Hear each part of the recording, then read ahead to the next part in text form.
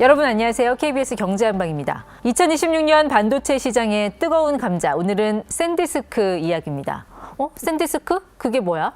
자, 우리 구독자분들 중에 그런 분은 없겠지만, 자, 우리 주변에서 흔히 볼 수 있는 USB, SD 카드로 익숙한 브랜드, 그 샌디스크 이야기입니다. 이 샌디스크가 발표한 지난해 4분기 실적은 한마디로 미쳤다. 그냥 서프라이즈도 아니고 슈퍼 어닝 서프라이즈였습니다. 영업이익 386% 폭증, 이거 실화인가요? 주당 순이익 EPS 예상치보다 77%나 더 벌었습니다. 그 결과는 주가로 나타났죠. 시간외 거래에서 무려 17% 급등하면서 631달러를 가뿐히 터치합니다. 자, 주식시장에서 제2의 엔비디아란 별명은 괜히 나온 게 아니었습니다. 샌디스크는 저장장치 낸드 플래시를 만드는 회사입니다. 전 세계 시장 점유율 5위 업체입니다. 이 시장 1등 누구죠? 삼성전자, 2등은 하이닉스. 자, 반에서 5등 하는 친구가 성적이 4배 올랐다면 1등과 2등 느낌 어떨까요? 자, 그럼 이 회사가 갑자기 돈방석에 앉은 이유는 대체 뭐냐? 범인은 AI 추론입니다. 지금까지 AI 시장은 학습이 메인이었습니다. 학습, 즉 트레이닝만 하면 정말 열심히 컴퓨팅 파워, 뇌의 크기를 키우고 여기에 데이터 많이 때려 넣어주면 될 거라고 생각했고, 이때는 계산을 빨리 하는 엔비디아의 GPU, 또 빠른 메모리, HBM이 주인공이었습니다. 하지만 이것만으로는 안 된다고 생각하기 시작한 게 지난해부터입니다. 이때부터는 학습에서 추론으로, 즉 추론의 고도화가 진행됐다고 봐야 되죠. AI가 실제 서비스 단계로 진입하면서 얼마나 빠르게, 여기에 더해서 최적의 답을 내놓느냐가 핵심 경쟁력이 됐고, 이 과정에서 엄청난 양의 데이터를 뒤지고 정보를 빠르게 읽어오는 속도가 전체 시스템의 성능을 결정하는 핵심 변수로 떠오릅니다. 자, 그러려면 이 낸드도 그냥 낸드가 아니라 이 초대용량 고성능 저장 장치,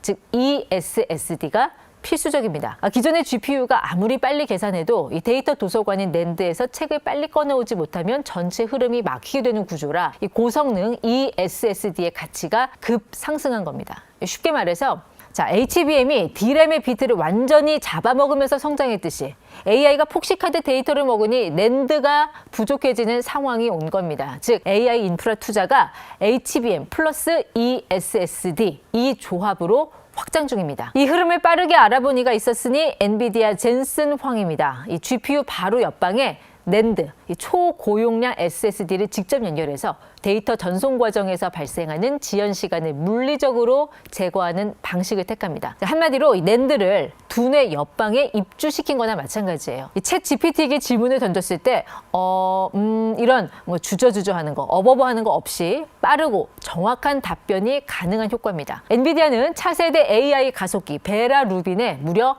1152TB 용량의 SSD를 탑재한다고 합니다. 예전에는 컴퓨터에 SSD 1TB짜리를 꼈다면 이제는 AI 서버에 1000개를 꽂아야 한다는 뜻입니다. 어떠세요? 이 시장 흐름의 변화가 읽혀지시나요? 사실 AI 혁명 이후로, 그러니까 2022년 11월 그 이후로 반도체 세상의 화두는 HBM이었습니다. 오직 HBM. 실제로 2023년부터 랠리가 일어났다고 봐야 될 것 같고요. 이게 계속 좋았죠, HBM은. 그래서 작년 상반기까지는 누가 HBM의 주도권을 잡냐, 이 이야기를 했었던 거고, 그 흐름을 또 드라마틱하게 바꿔놓은 게 바로 범용 D램 가격이었습니다. 지난해 9월, 그러니까 8월 말부터 아마존이 일반 클라우드 양, 이쪽 주문을 막 늘리기 시작하면서 범용 D램 가격이 급등하기 시작했고요.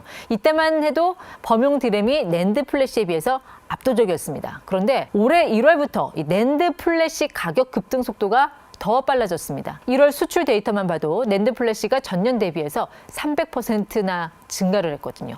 이 낸드 플래시는 사실 그동안 관점으로 보면 하드디스크 HDD를 SSD로 바꾸는 컨셉이었어요. 그동안에는 HDD하고 SSD 가격이 한 5배 차이가 났죠. 몇 년 전만 해도요. 자, 그런데 이제는 2배 정도로 붙으니까 2배면 뭐 전기 소모도 적고 성능은 더 뛰어나고, 이 철저한 가성비 관점에서 하드디스크 드라이버를 SSD로 대체하는 컨셉 얘기가 나오기 시작한 겁니다. 새로운 내러티브가 붙기 시작한 것이죠. 젠슨 황이 CES 2026에서 낸드 플래시를 AI 인프라에서 굉장히 중요하게 쓰겠다 얘기를 했습니다. 여기서 나온 게 바로 ICMS. 이 엔비디아가 제시한 ICMS 아키텍처는 인프라 컨텍스트 메모리 스토리지, 즉 장기 기억을 담당하는 케이블 캐시라는 것을 담아둘 전용 메모리 스토리지입니다. 현 상황, 이 낸드의 지위 변화를 기술적으로 뒷받침하는 가장 강력한 근거라고 할 수 있습니다. 정리하면 가성비 관점에서 이 SSD에 대한 수요가 확 늘었고, 그리고 이제는 케이블 캐시를 저장하기 위한 ICMS라는 새로운 메모리 계층이 생기면서 한 2단계 정도 퀀텀 점프를 하게 된 셈입니다. 자, 이 샌디스크는 지금 낸드는 없어서 못 판다, 가격 100% 올리고 현금 박치기만 받겠다, 배짱 장사에 들어갔어요.